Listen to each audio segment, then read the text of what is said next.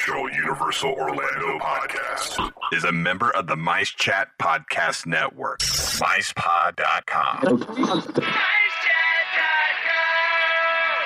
Now, discover the universe, one theme park at a time.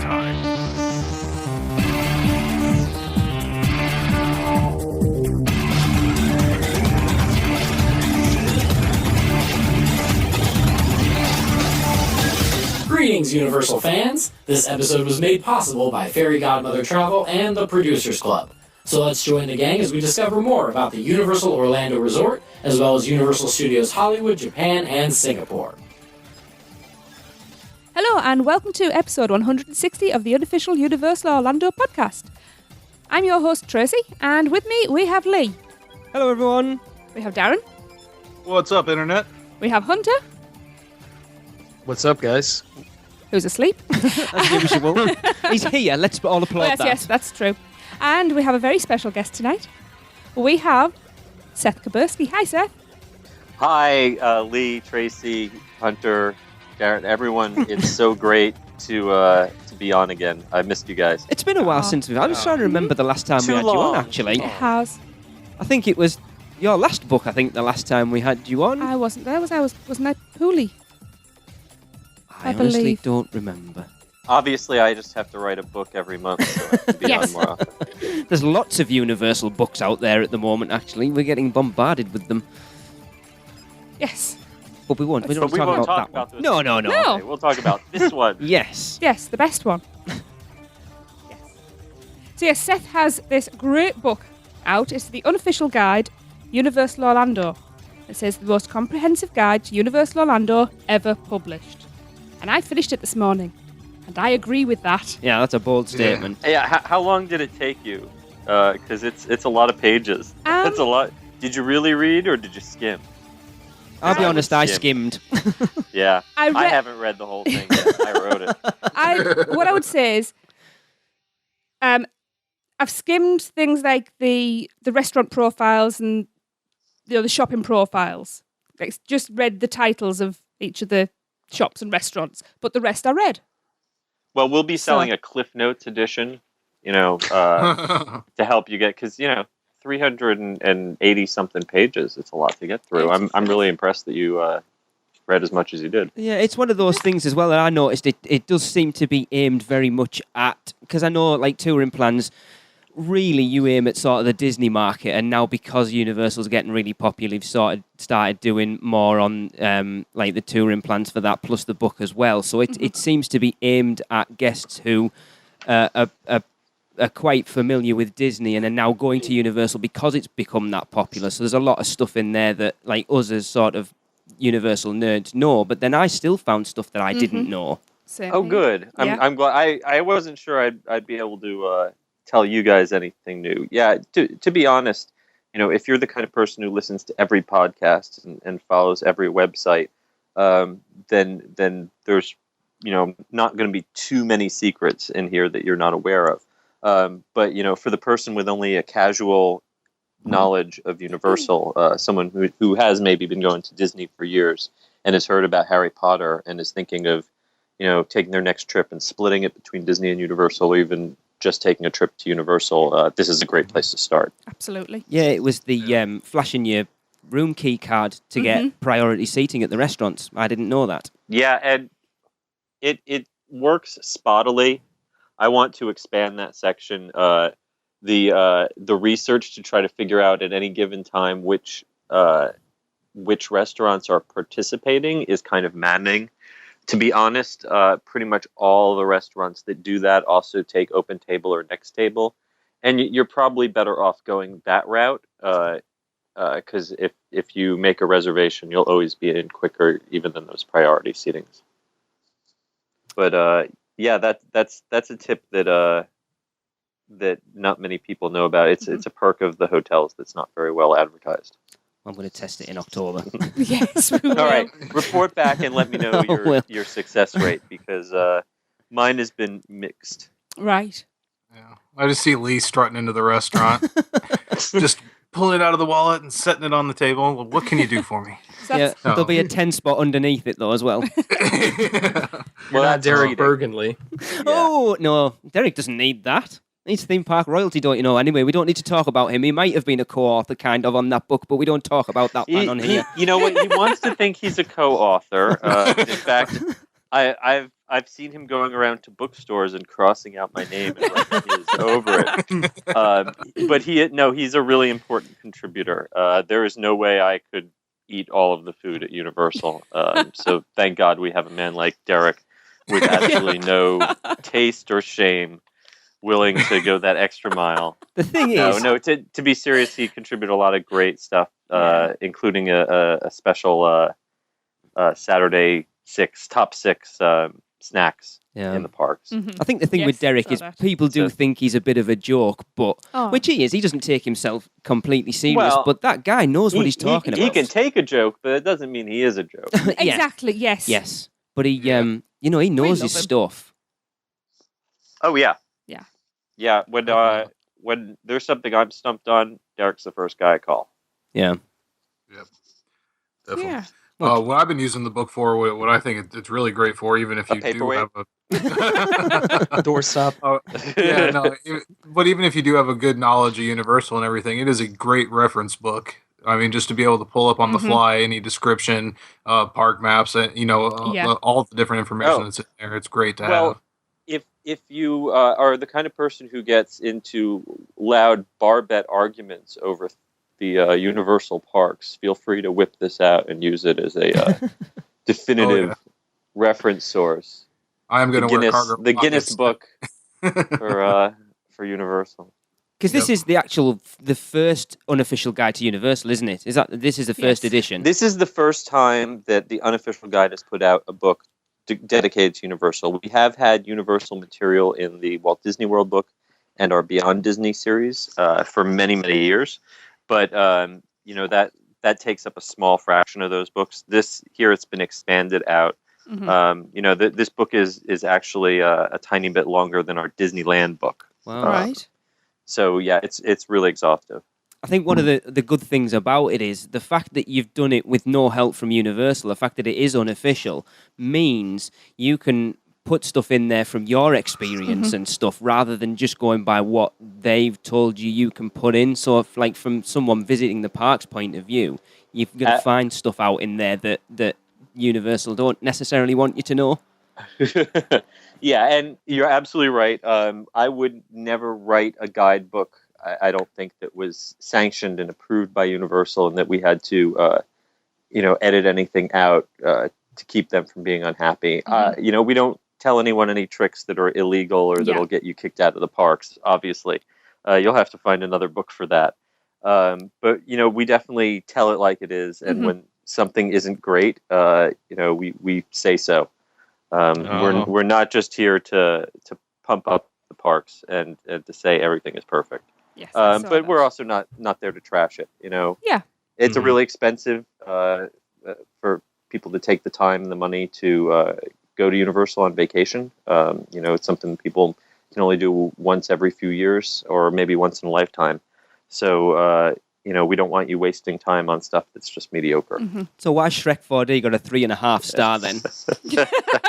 I had this argument with someone else. Shrek 4D is absolutely not a top pick if you've seen it, 100 times before or even 10 times before. But we do try to write those ratings from the perspective of someone going in, seeing it for their first time. Yeah.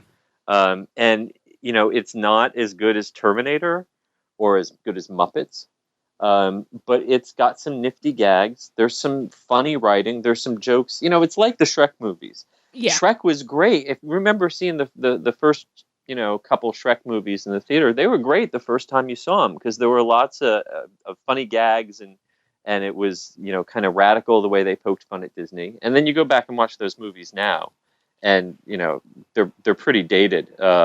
But it doesn't change the fact that it was pretty good for the time. I won't cry when Shrek goes away, though. No. Yeah. And apparently nobody likes Sinbad. I think if you find someone who really loves Sinbad, you should take them for medical attention.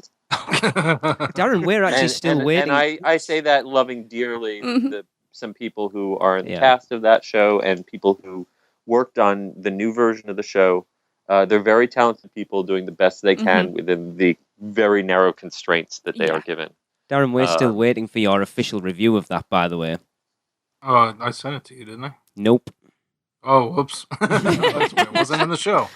All right. Which good news, if you do have to find medical attention, we can find the first aid stations in your book. We appreciate that. Yes, and it's right next door to Sinbad for good reason. In case anyone catches fire or just passes out from the sheer awfulness of that spontaneous combustions, they can take care of them right there. Well, say we took our kids last time. We went, and it was that was the first time they saw it, and Jade wasn't bothered. She was 9 at the time, and she was not interested in it at all. It wasn't as good as I remembered. It looked shabby. Pre-verbal children who are dazzled by shiny objects and people with no command of the English language are the target demographic. Yeah. Sounds about right. It's a people eater. The idea is to take people out of the park for half an hour. Unfortunately, it doesn't really anymore. Because no one, I think everybody knows it's not that good. Yeah, it's not really serving its purpose in terms of capacity anymore.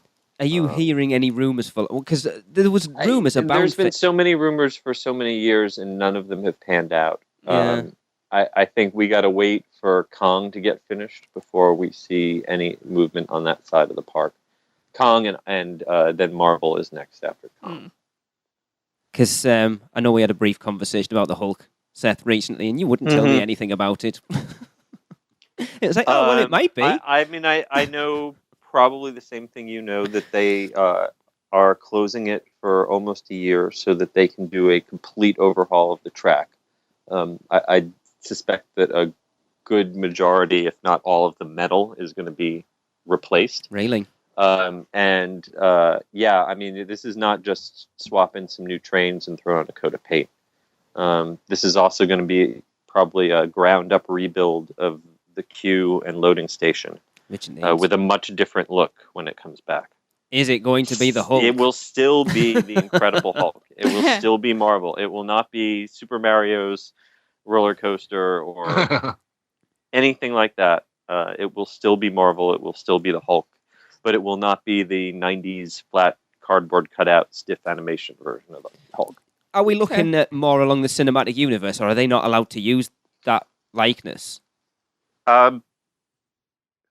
Without getting too deeply into the weeds of the Universal Marvel contract, Universal can do whatever they want with the characters as long as they are conforming to approved Marvel looks and Marvel style guides, the approved bios for the characters. Marvel can't say no to something that doesn't violate the Marvel integrity just because Disney doesn't want Universal to have more Marvel. That's not a valid reason for them to do a denial under their contract. And from everything I've heard, the people at Marvel love working with the people at Universal. Yeah. Maybe more so than the people at Disney. Yep. Yeah. Now, All right. Don't just jump into conversation there. Back to the book. Back to the book. Yeah.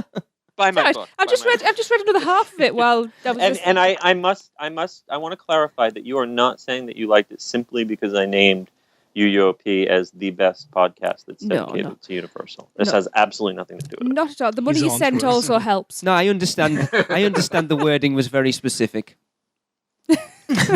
Very specific. Quick, Hunter, throw the smoke bomb. Because we are the best podcast. We're probably there's only another one dedicated to Universal Orlando. We're the best. Shut up. But anyway, moving right along. Yes. I appreciate it, Seth. I'm only kidding. Hairs. Yeah. Lee said something as we started this about he learned some new things. Now, one of my favourite things that I learned from this was about Schwab's Pharmacy. Yes. Which I didn't. I love it in there, even though we've not managed to get in the last since like 05. Yeah. The hours are so inconsistent. Yeah. And then kids are like, oh, I don't want any more ice cream. What? Kids, why don't you want any more ice cream? Anyway, I know I'm doing it, Lee. What I found out about that was it's it's basically how was it worded? It's modelled. That's the word I'm looking for. It's modelled after the drugstore counter where Lana Turner was allegedly discovered, which I thought was really cool. Yeah. So, Seth, when you were writing this, was there anything that you found out that made you say, "I did not know that"? Oh, yeah, that's a really good question. To be honest, there's so many facts about Universal floating in my head that it's hard for me to keep track of what I know and what I don't know. Yeah. Sometimes I'll rediscover something that I knew or should have known already. I should come up with a really good answer to that question Yes, in case anyone asks in the future.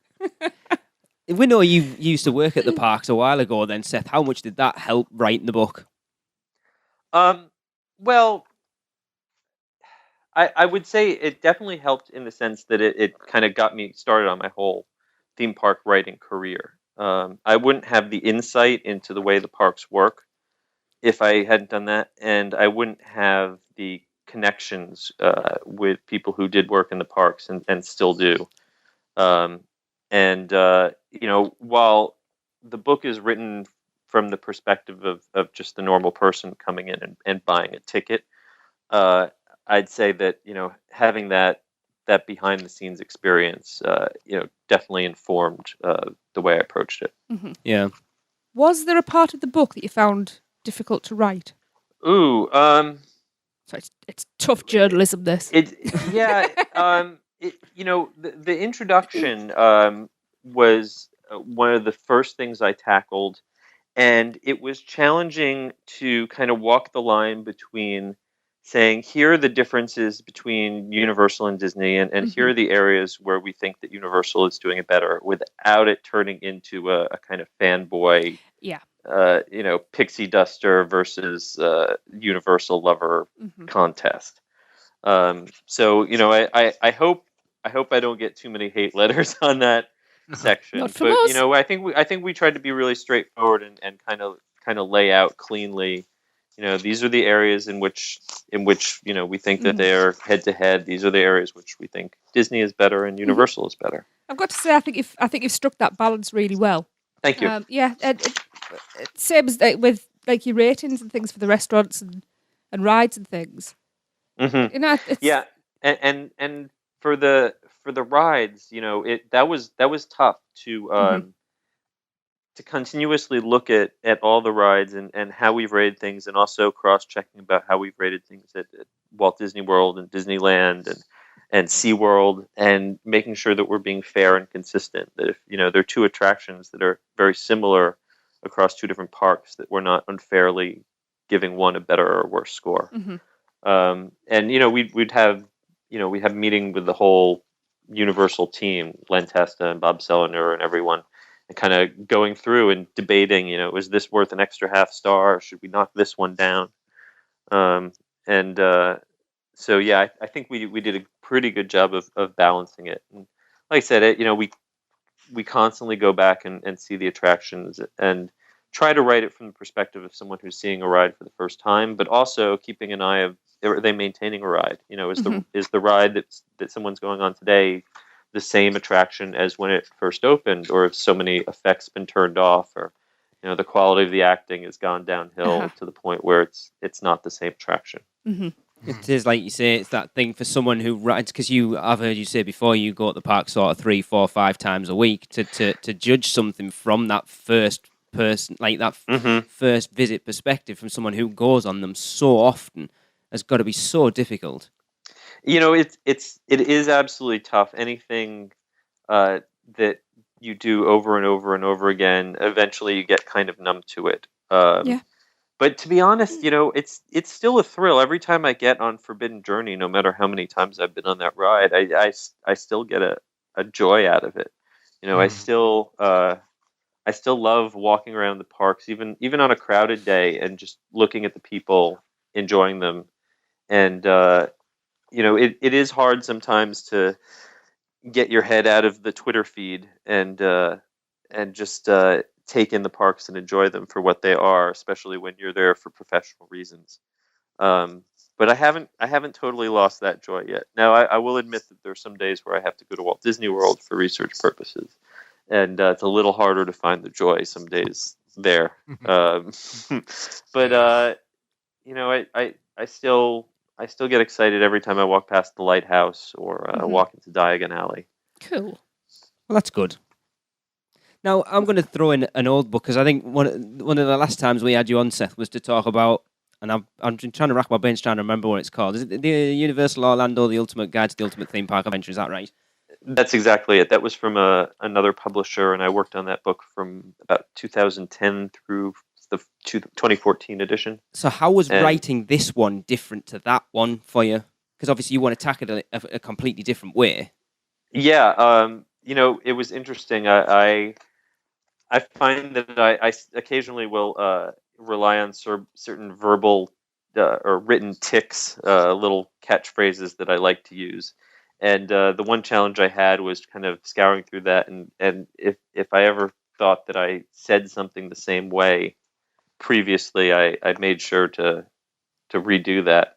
But the big difference was that for this, I wasn't writing it from scratch, but I had the previous material that the Unofficial Guide has published, both in the books and on touringplans.com, to work from. And so that kind of gave me the skeleton. And the Unofficial Guides all have a similar kind of structure. So, I kind of built the outline of the book based on, the same kind of flow that we have in the Disneyland book and the Walt Disney World book. So that, that kind of gave me a skeleton to build on. And then, the fun thing with this one is, while I was really proud of the work that I did on that other book, this book is just a lot denser. I have many, many more pages and smaller type. Yeah. So I got to include just so much more detail, things that I was never able to cover in the past. So that was really great. Yeah. I mean, you said that it's smaller type, which it is, but it's still very easy on the eye. I don't know whether it's the typeface or the combination of that and the paper color. It's not very bleached white. Sure. The Unofficial Guide has a really great design team, and it's a nice, high quality book. It has a good weight in your hand. I was just going to say. It's not. I mean, there are a lot of books on the market, and not to be a book snob, but a lot of the ones you'll find on Amazon are either self-published or maybe limited runs from not a top tier printer. And this is a book that I have Unofficial Guides sitting on my shelf from going back to almost 30 years. Wow. This is one that'll hold up. Yeah. It is the feel of this book, the smell of it and everything is a bibliophile's dream. I love that it. new book smell. It does. I've managed to read this and I haven't cracked the spine. You can feel it wafting through the headphones. It's lovely. I complain though, it doesn't smell of Florida. I want it to smell of Florida. Well, if you'd like, for an extra $5, I will let it sit out on my porch and accumulate black mold and lizard droppings for a week, and then I'll ship it to you, signed, and then you can have the smell of Florida. There you go, Lee. That'll do. Okay, I'm up for that. Before Lee jumped in there, I'd asked about what you found the hardest to write. Did you have a favourite chapter to write? Oh, that's a tough one because they're all like my children. How could I possibly pick? That, like I said, that introduction was challenging, but it was also fun. Doing the dining stuff was fun because I got to work with Derek Bergen and go back and forth some with him. He had some certain places that he advocated strongly for. I'm very glad that NASCAR closed down. You beat me to it. Before we went to print because I didn't want to talk Derek off a ledge over me not giving it a 5-star rating. So yeah, the dining stuff, and obviously doing research for the dining chapter is always fun. If you've ever heard of one of Len Testa's legendary dinners where he'll go to a new restaurant and order 3 of everything. Yeah. It's a sight to behold and really not for the faint of stomach. Well, Gregory, who does a few bits and bobs on the show for us, was there when Len and Derek and the guys went. I don't know whether you were there as well, Seth, were you, when Vivo opened? Oh yes, that was quite a night. Yes. Wow. Pretty much everything on the menu. Wow. Yeah. I need to be there at that time. Derek? Yes. I'd say one last thing that was kind of fun to work on was, this was the first time we've ever printed extensive coverage of the special events at Universal and getting to write about Halloween Horror Nights. Yeah. That was one of my favorite It's very sections. challenging to write something for a printed guidebook about Halloween Horror Nights because it changes so much from year to year. There's a certain consistency.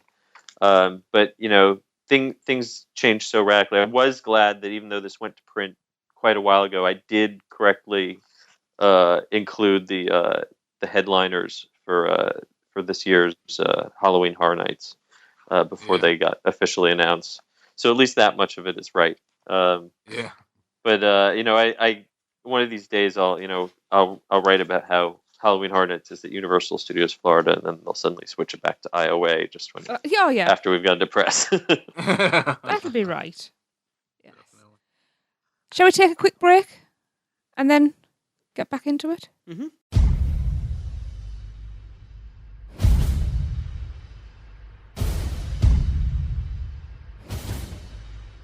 Ladies and gentlemen, the 8th wonder of the world is returning to Universal Orlando Resort. So let our friends at Fairy Godmother Travel take care of the resort reservation. They are a Universal Parks and Resorts specialist, as well as being an authorised Disney vacation planner, and their service is free to you. From the awesome Cabana Bay Hotel to those other hotels run by a mouse, Fairy Godmother Travel can book all your Orlando vacation needs. So, you don't need to miss the chance to see the amazing King Kong in the flesh. And please make sure to let them know that you heard about Fairy Godmother Travel because of UUOP. Because every UUOP referral helps us to continue to bring you the greatest Universal coverage. Contact them today by phone at 832-284-4002 or toll free at 888-939-642539. Or go to fairygodmothertravel.com. Let Fairy Godmother Travel make your next vacation magical. We now return you to your regularly scheduled programming. Welcome back. And we're here talking with Seth Kubersky about his fantastic book. Don't know whether you can hear me flipping. It's through the fantastic pages. now. It's fantastic. Before we were just great. Now it's fantastic. Well, we're not allowed to use the word amazing did my check anymore. arrive during the break? Is that it? Yeah, the PayPal payment arrived. It's all PayPal right now. arrived. Yeah. They're not allowed to use the word amazing anymore, so we have to come up with other superlatives. Oh, We no, were just reading you. it during the break and decided. Amazing is your trademark. I'd be very sad Yes, if I didn't get an amazing. That's these. Yeah, I'm trying to come up with other ones. No, Apparently, it's one of the 12 words in the English language Number that should be 6, gotten I rid of. believe. 7, isn't it, Darren?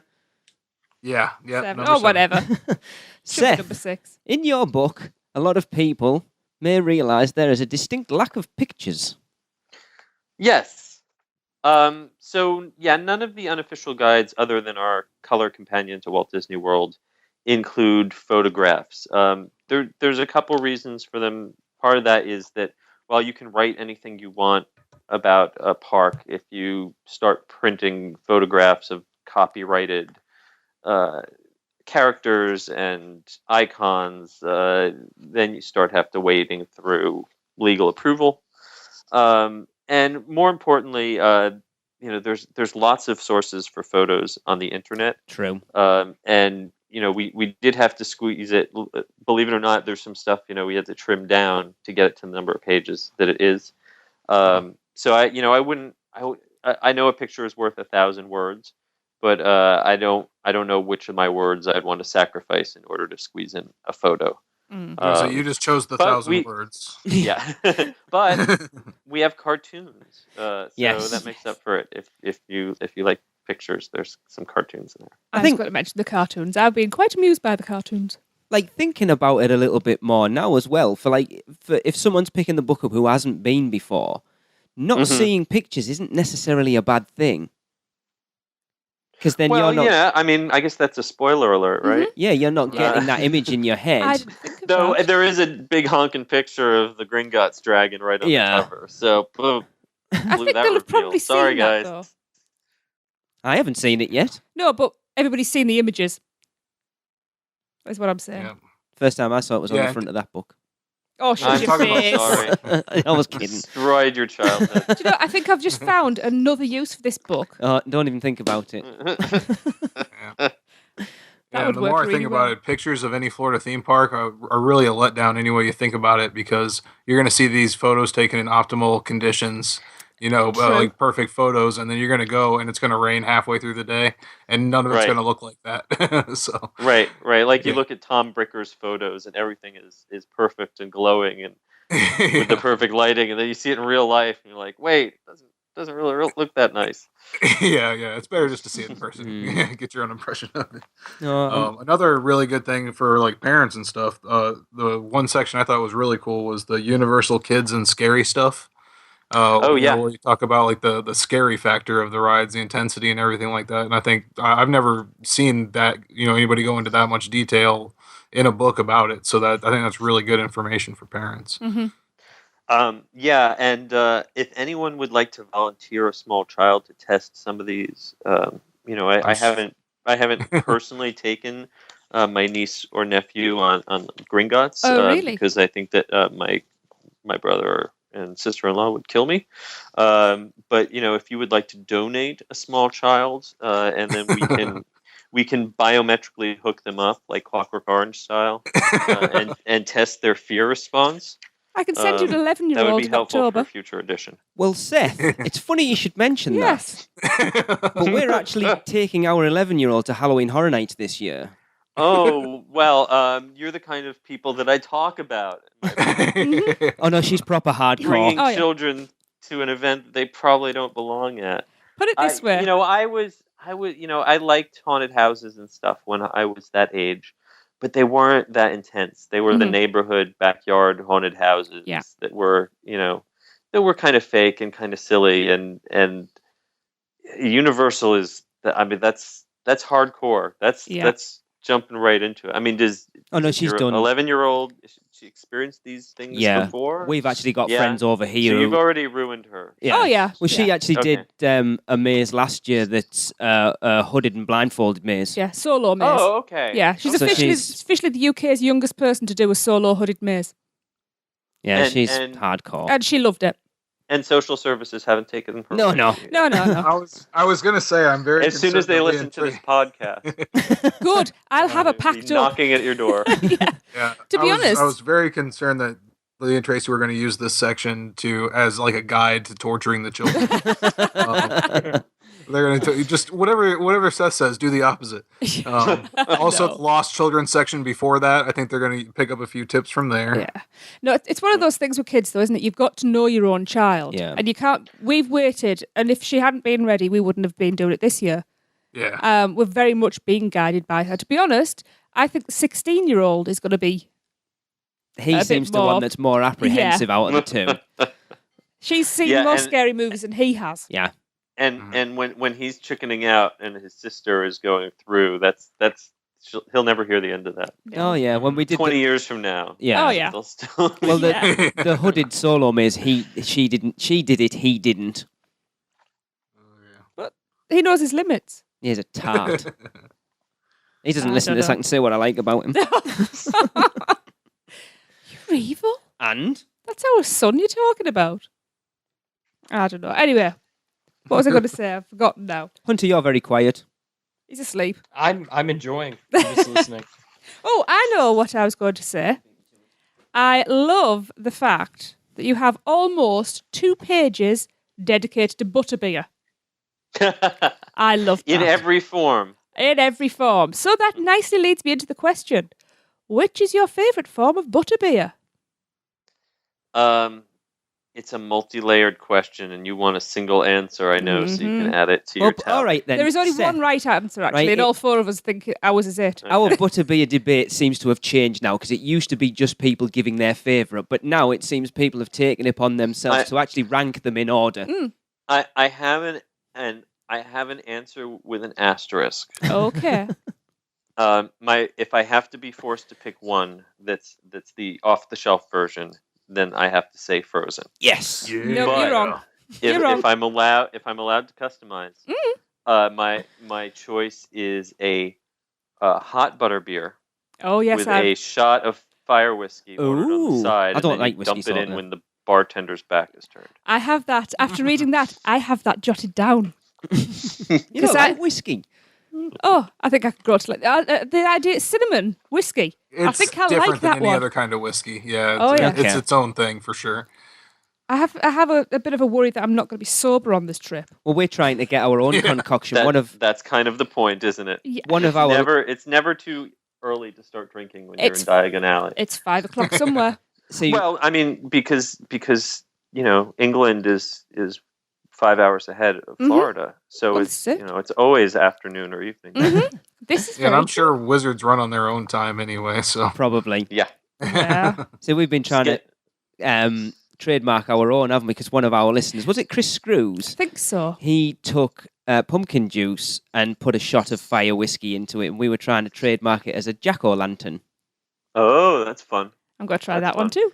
But it hasn't really taken off at the moment.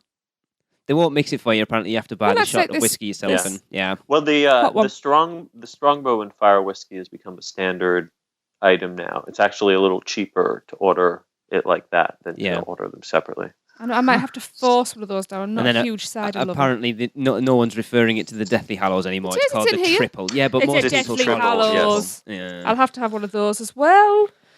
I am going to die. And then do the kitchen challenge afterwards. Well, no, because if you get hammered beforehand... No alcohol before. I will not eat. Yeah, no. Nope. Not good. Seth, can we not tempt you to join us? I think it's better that I witness than participate. You could just hold the buckets. I don't know if I'd make it home if I tried to do that. You can join Hunter in the corner. He's bottled it as well. Yeah, well. I know Mr. Derek Bergen will be extremely disappointed if on his third attempt he doesn't complete it. Mm-hmm. I'll be disappointed. I will have don't. no respect for him whatsoever. He was. He better starve himself for like a week leading up to it. No, that doesn't work. It doesn't work. No, because it shrinks your stomach. Yes. He's got to drink large quantities of water. That's what I was going to say. You need to drink lots of water for 2 days before. Right. I thought we weren't discussing this on the show. I'm giving away all of my tactics. I give most of them away in the last show. This is not good. I've got one for you, Seth. Oh. Investigative journalism. One of the things that a lot of people say that bogs down a trip to Disney now is the fact that you have to plan everything.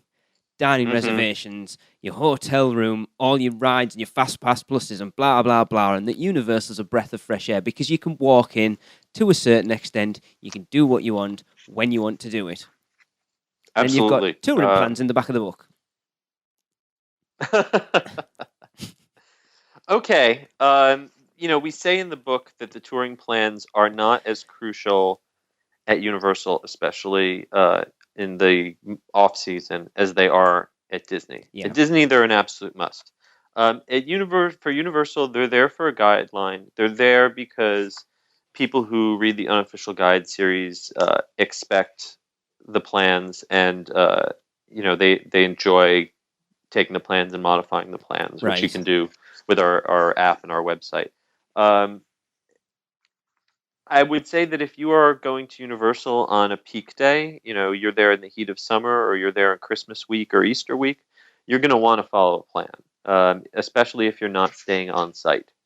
But if you're not there on one of the busiest days of the year and you are staying on site and you've got Express, you can absolutely relax. Maybe follow the plan until lunchtime and then just, see things as you enjoy. The idea of the plan is not just that it's the most efficient way to get through the park, but that by having a pre-agreed order in which you're going to do things, you save a lot of arguments with your family. Yeah.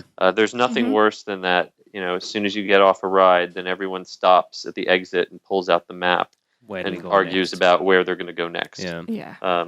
So, if nothing else, that can save you some time and some frustration in doing that. I think they'd be quite good to use them now because over the next sort of 9 months, possibly longer, you think you've got the Hulk down for that time. That's going to take a substantial amount of traffic out of that area and push it around the park. And then with Disaster closing as well, it's going to do the same. So you've got that in both parks. Yeah, and Twister going down soon too. Beetlejuice, that sucks in some crowds, and Kid Zone probably closing not far behind. Yes, you're absolutely gonna maybe see some capacity issues at Universal. Universal actually soaks up people as well as almost any park in town, other than maybe Epcot. It really, you'd be surprised at how many people you can squeeze into the studios. Not so many as at IOA. Yeah, IOA is a little more constrained. But yeah, it will be interesting to see how that plays out. Fortunately, if you're a subscriber to touringplans.com and you use our Lines app, we have the whole refurb schedules automated. So if you pick a day that you're going to go and you pick a touring plan, we'll tell you which attractions are not going to be operating that day, and it'll reschedule you accordingly. Which is difficult because they don't tend to release that schedule. Again, like they have done, they've literally announced both those closures a week or so before they're going down. Yeah, it is really tough. When we get word of something and we're pretty confident, we'll put it up there even if it is 100% official. And it's much more with Universal. Look at their website. I think it's just one poor guy who sort of manually updates everything when he gets chance after he's done doing 7 other jobs. It's not the IT infrastructure that Disney has. So yeah, it's sometimes a little challenging to stay on top of those things, but we do our best to be the most authoritative source for those kind of closures that you can find. It's always worried me a little bit because obviously we sort of picked the podcast up when it was just starting to get popular. And you see now that the crowds are starting to go, and it worries me that it's going to get too busy, and you're going to see Universal look at trying to manage the crowds in a way more along the lines of what Disney had done. Because I'm sure, wasn't there a permit submitted a year or so ago for some sort of RFID technology? Yeah, they've experimented with lots of different things, and I every so often I hear word of more tweaks to Universal Express are going to come, but they've got to be paying attention to the fact that they've gotten such good press. Every time, some mainstream article is written about My Magic Plus, there's some line in there about how at Universal you don't need any of this. So it's hard to underestimate the goodwill that they would lose if they radically changed the way they did things. I don't necessarily think their guests want the kind of pre-programmed system that Disney has. Will there be changes and tweaks to Express, especially as more hotels come on? Yeah, there'll probably have to be. But I don't see it yet going away entirely. Well, that discussion's already been had a little bit since they restructured the hotels with them when Sapphire Falls opens. That's not going to the new happen. Tiers. I don't. Yeah, I mean, a lot of people have speculated that means that that Royal Pacific is going to lose its Express, and I don't think that will happen anytime soon. If for no other reason that Lowe's they need to renegotiate the contract with Lowe's, right? Because it specifies that those 3 hotels will get unlimited Express. Right. It's just a weird one that it's in the same tier as Sapphire Falls. I think if as a family, it's a very strange way of framing it. It's like moderate plus. I don't know how they made that change. Yeah, if you made that decision to change the names as a family coming over, if I was looking at staying on site and that was the tier I was looking at financially and looking between those two, I would choose Royal Pacific every time because of the Express Pass.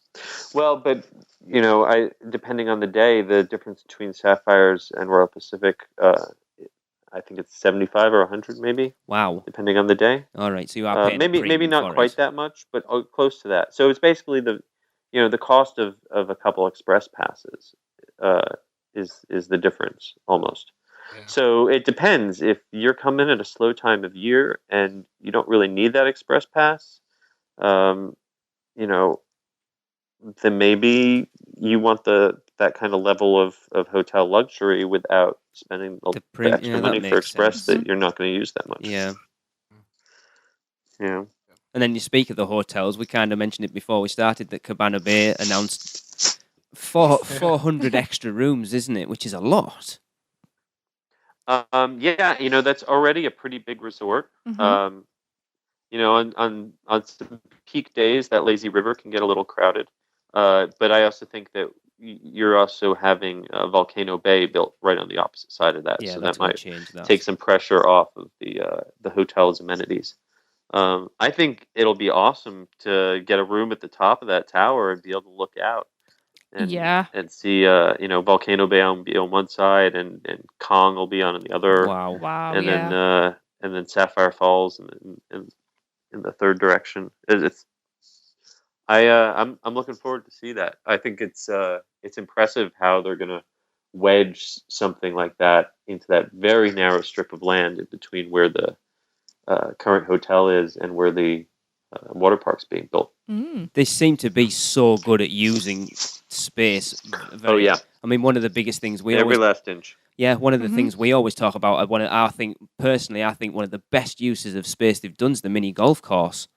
Mm-hmm. Because it's really clever the way that goes under the existing pedestrian bridge. And when I first heard that they were going to build that, I was like, "Where's it going to go? How can they going to fit it?" And they made it work. But then when you actually go around it and actually take a proper look about and see how tight it actually is, but you never feel like it. Yeah. There's certain areas I remember playing with the kids and tell them to be careful because it was just railings through to the road. It's like, your ball we had goes to get through a there. bunch of people in the parking lot to give ours back. I remember you saying that. Yeah. But I loved it. You're a really terrible mini golfer. Yep. Darren's playing proper golf. 4! But I know because Sapphire Falls isn't the last hotel we're going to see. I know we spoke to Russ Dagan at the last meet. Let me just drop that name there. And he said, we were going to see at least another 3. Mm-hmm. And that was, he was talking about Cabana Bay, then Sapphire Falls. So we're looking at least another one. I'd keep an eye on the Wet and Wild land. Right. Once the Wet and Wild closes, I think a hotel tower or 2 there is much more likely than another theme park. Mm-hmm. Yeah, I hope a lot of people have said with that land that they maybe do a third. I hope they don't. I love it as it is. I love the fact that you park your car or you're in one of the hotels and you can walk and everything's there.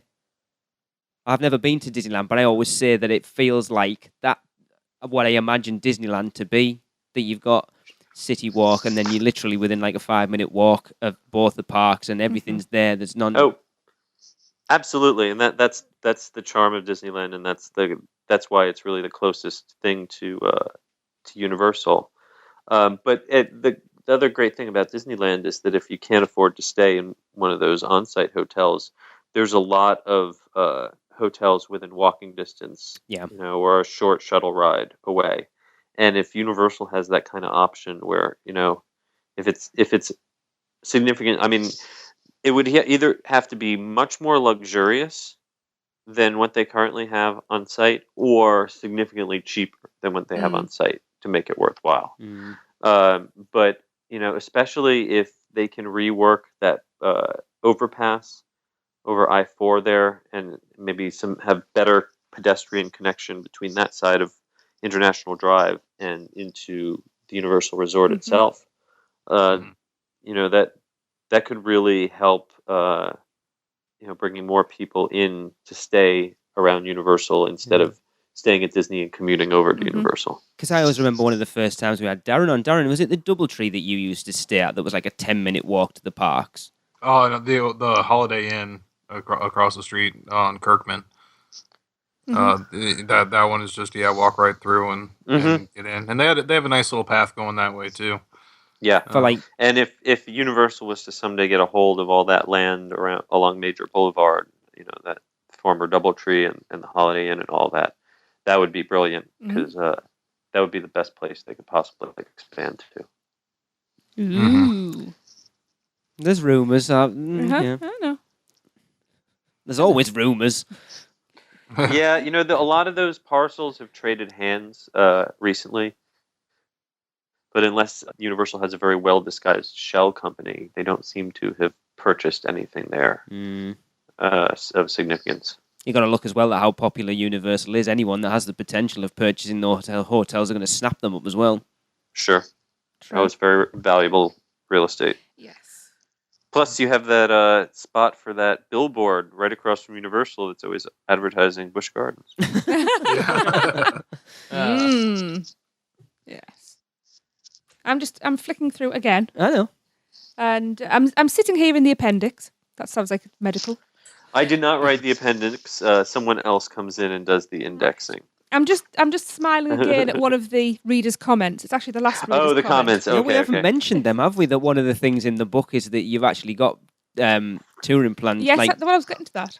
visitors. Yeah, who- we That's after really the appendix. encourage people to write in, and if you write to us, we actually write back to you. And if we think you say something better than we said it, we'll put it in the book. Mm-hmm. Even if you disagree with us, as long as you say it in an interesting way that we think could be helpful to someone else, we'll put it in the book. Well, I like what this lady said from Alabama. Everything, other than my husband, was perfect. It made me laugh, and I've just spotted it again, and it just made me laugh again. I wonder how many people read that comment and go, I know what you mean. No comment. You know, Exactly. we try to have a sense of humor with Yeah. the book, and I think our readers have kind to. of get that and have a sense of humor. Yeah. Either that, or we have some people who are a little off. But either way, we'll take it.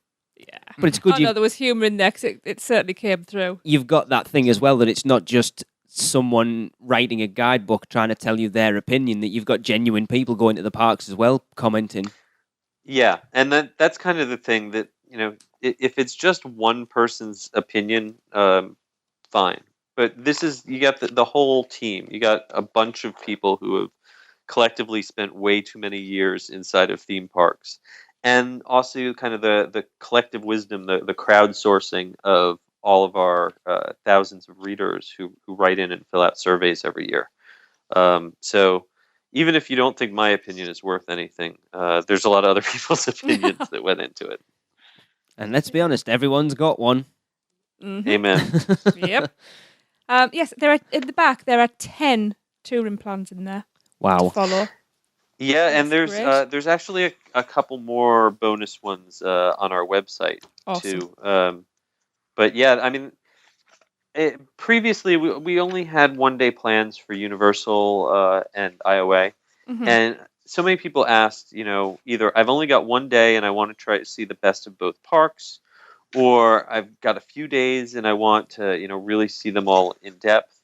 And then the one that was really a lot of fun to put together was, you know, we have people who say, I don't care what else there is at Universal. The only thing I care about is Harry Potter, and I Yeah. want to spend a day doing nothing but Harry Potter. So we give you a plan for that too. Yeah. Quick question about the touring plans. Tracy and I were discussing the other day. So Are we? yeah, we were, right? The first one is, in every one it says buy your tickets in advance, which is fair enough. And then the second one is arrive at the entrance to Universal Studios Florida 90 minutes to 2 hours before the official park opening time. Why? I've never ever got to a park that early and felt like I needed to. It says 90 to 120 minutes before the opening time if you're using early park admission, or 30 to 45 minutes before opening if you're a day guest. Okay. So you just showed me up now. Yes, good. I just showed that I didn't read it properly. Yeah, you just skimmed half the sentence. Yeah, Fool. yeah. If you're doing early admission, which starts an hour before, Mhm. you want to take full advantage of that early admission, and sometimes those gates are going to open even earlier. Especially if you're on a peak day and you want to go to Diagon Alley for early entry, you want to be like, you know, the first person in that queue. Yeah. So, you know, I would get to the turnstiles, you know, at least 15 or 30 minutes before early entry even starts. And then, for instance, at Universal Studios Florida, if you're not eligible for early entry, but the studios isn't doing early entry that day, they do kind of an unofficial early entry where they open the gates half an hour early, unadvertised, and Despicable Me is running, and you can get in line for Gringotts too. So yeah, I mean, it is, you know, even some people saying getting there a half hour, 45 minutes before the park opens is, you know, I'm losing sleep. I don't want to do that. But you get so much more done in that first, you know, half hour or hour that the park is open than you can do in the next 3 or 4 hours. It's worth making the effort to get there early. Absolutely. Well, we noticed that, because obviously we are there early. I think it might be different this time round. For you can get the bus over after, find us. Your kids won't be there. Well, I'll go by myself then. I'm not bothered. Peace. That sounds like a plan to me. We're going to be at Horror Nights till 1 o'clock in the morning on that Sunday night, and then you expect everyone to get up at crack of dawn the next morning. That's one day. It's not the only night we're doing Horror Nights. Okay, that's 2 days. Oh, do you know? I'm going to get a big slap. I forgot what I was saying now. Darren's laughing. He's took a week off to go around with it. He's going to be dead by the end of it. He's only going to last 2 days. It is Halloween week. It'll fit. Yes. Oh, good. Nice one. Now, touring plans. You need to do a very lazy one for people who are there for 6-7 days like we are going to be.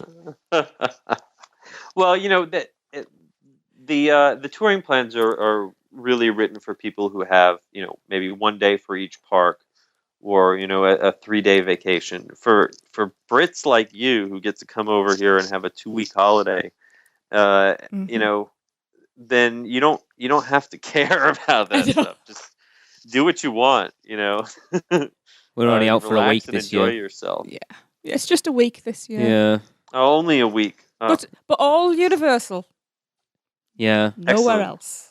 Well, is there really anything that's open to Disney that you need to see? Literally, we've talked. That's why I wasn't going to Disney bash, and I'm not. I'm just going to say it right. There was Festival of Fantasy. Oh, you haven't seen the parade? No. It is a nice parade. And Seven Dwarves, Mine Train, I think, are the only 2 things that have opened in the last 2 years. Well, we did a show, about 3 or 4 months ago of everything that's new that's opened at Universal since the last time we went, which was August 2013, and we spent an hour talking about all the new stuff. Mm-hmm. Yeah, it's been a busy 2 years. It has. It's been an amazing 2 years. It's going to be another busy 2 years. Yes. Mm-hmm. Good. It all is. Good. Yes. You'll have to have me on sometime again to talk about Fast and Furious. Of course. Yes. We need to reunite you with Mr. Jim Hill again. Oh, yes.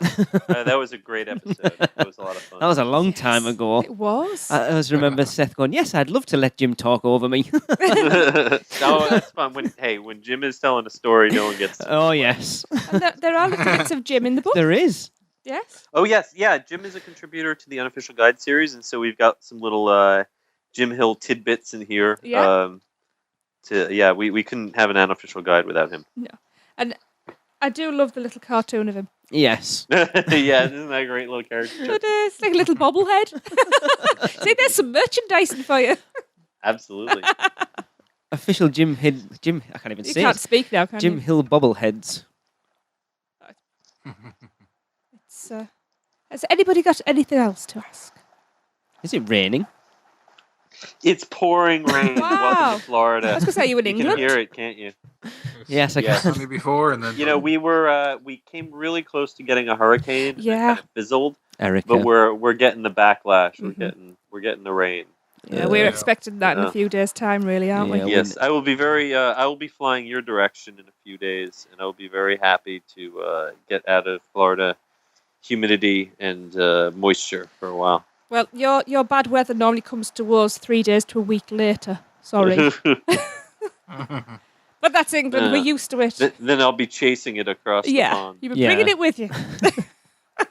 All right. We do have a competition, though, don't we? Yes. So, Lee, you haven't Ooh. spoken enough. Why don't I pass it on over to you? Thank you for that. You're welcome. Seth has kindly given us a copy of his book to give away. But I wanted to... I actually discussed this with Seth because I was trying to come up with a competition that would sort of give some promotion to him as well, as rather than just giving a copy of his book away. So what I'm going to do is I'm going to post a link to this episode on our Facebook page, and I will pin it to the top of the page. And in that link, we'll have a link to our show as well as Seth's book. What you need to do is comment on that post and also share that post.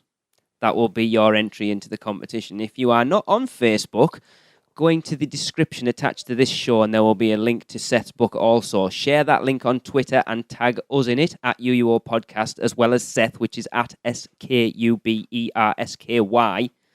to enter as well.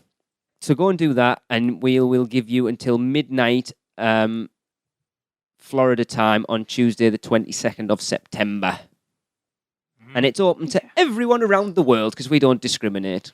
I'll put the description in the show of how it enter as well, and it'll be even easier. Right, well, before you can talk any more, I think it's time to wrap the show. Yeah. So, put me out my misery. Yes. It's been absolutely wonderful talking to Seth about this. I think he needs to go in and get away from the rain. I know he's probably catching his death. Right. Go over to the Facebook page to find out details of our meet in October and let us know you're coming. And also if you're joining us for the kitchen challenge, which you really should. And you get to meet Seth because he'll be there as well. Yes, he will. So, to do that, you need to go to podcast@uuopodcast.com. You can also go to uuophh2015.moonfruit.com to find out about the UK meet in September. There will, as this is released, there will be 2 weeks left to get your tickets. And then obviously they'll be taken off sale because it'll be after the event. Now Darren is... No, we cancelled this. Darren isn't looking for the best maniacal clown laugh. I keep telling you every week. It's been cancelled. No, it's still happening, whether you like it or not. All clowns are dead. No. Yeah, send in your maniacal clown laughs, because somebody apparently is scared of them, for his Halloween Horror Nights competition. And you can continue to vote in our top/bottom 5 worst attractions at Universal Orlando Resort by emailing us your top/bottom 5 to podcast@uuopodcast.com. So, for Lee, Darren, Hunter, who I believe is still with us. I'm still here. Okay. The lovely Seth. Buy my book. Yes. We haven't actually said where you can get it from. Hang on. Yes, I was just about to jump in and say, hang on. Backtrack. Seth, where do we get your book from? It is available on Amazon.com, Barnes & Noble. Should be available on Kindle and Nook. And you can go to theunofficialguides.com and touringplans.com. Awesome. Cool. Thank you for that. Apologies for forgetting to say that. It's because I was thinking about it. Brilliant. Well, all those links will be in the show notes as well. Oh, yeah. Yeah. And the post on the website and Mice Chat and all sorts. Yes. Good. So, as I was saying, I have been Tracy. Good night. Well, that wraps up another unofficial Universal Orlando podcast. Be sure to follow us on Facebook, Twitter, Instagram, Pinterest, and YouTube. Just search the word UUO Podcast. We'd love to hear from you, so if you've seen something hilarious in the parks, let us know for our Funny Schmidt segment. And if you've had a great experience with a team member, we want to hear about that too. So to get in touch with us, email us at podcast@uuopodcast.com or record us a message at speakpipe.com/uuopodcast. Please subscribe to us on iTunes and rate and review the show. That would be amazing. Not an Apple user? No problem. You can find us on Stitcher, at uuopodcast.libsyn.com, as well as many other podcast apps. And don't forget to check out our sponsors, Fairy Godmother Travel, for all your Universal vacation needs. Head over to our partner site, micechat.com, for even more theme park news, and check out micepod.com. So until next time, be adventurous. This has been a micepod.com presentation. Mice Chat.